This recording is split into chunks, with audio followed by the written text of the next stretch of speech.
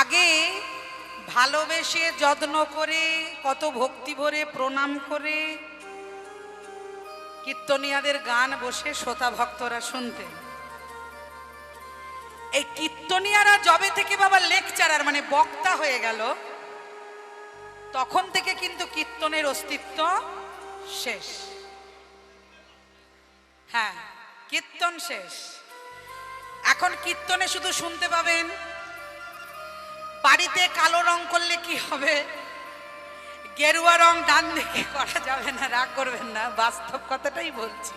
হ্যাঁ, তারপরে কোন সিনেমার আর্টিস্ট এখন বেশি টাকা নিয়ে গান মানে তারা অভিনয় করছে, কে গান ছেড়ে দিচ্ছে, এগুলো হচ্ছে এখন কীর্তনের মেন আর কি সাবজেক্ট।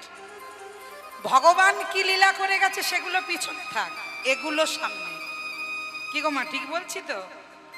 তাহলে আমরা কীর্তনিয়ারাই যদি সাংবাদিকের কাজ করব, জ্যোতিষীর কাজ করব, বাস্তুশাস্ত্রের কাজ করব, গণকের কাজ করব, আবার মাঝে মাঝে পার্টি পলিটিক্সে গিয়ে লেকচারও দেবো, তাহলে একটা কীর্তনিয়ার মধ্যে যদি এতগুলো ভ্যারাইটিস মানুষ জিনিস পায় বাবা, তা ওই 40,000 50,000 1 লাখ দিয়ে কেন নিয়ে যাবে না বাবা বলুন?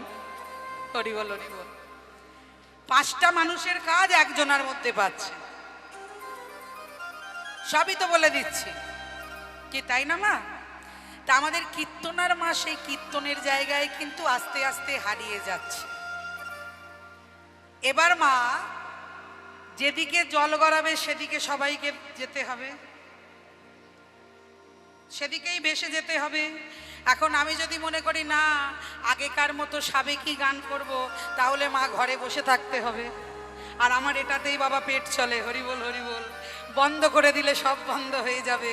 ওই জন্য বাবা যেমন কলি তেমন চলি, কিছু করার নেই মা। জয় রাধে জয় রাধে। যদি মনে করি কিছু ভালো কথা বলবো, প্রেজেন্ট করব, প্রথমে দেখি 50টা থাকে, ভালো একটা গান করতে গেলে তখন বলে চল দিদি বাড়ি যাই, বুঝলি রুটির সঙ্গে রুটি করতে হবে, কুমড়োর তরকারিটা করা আছে। কিন্তু যখনই ওখানে দুটো ভালো মুখরোচক কথা বলবে, একটু বস রে বস, যাবি গিয়ে তো 4টে রুটি করব, একদিন একটু মুড়ি খেয়ে নেবো। তা এই তো আমাদের সমাজের অবস্থা। তা সমাজকে নিয়েই কিন্তু হচ্ছে আমাদের মাগো চলতে হবে। তাই যদি কিছু ভুল ত্রুটি হয়ে থাকে মা নিজ সন্তান মনে করে, আপন মনে করে ক্ষমা করে দেবে।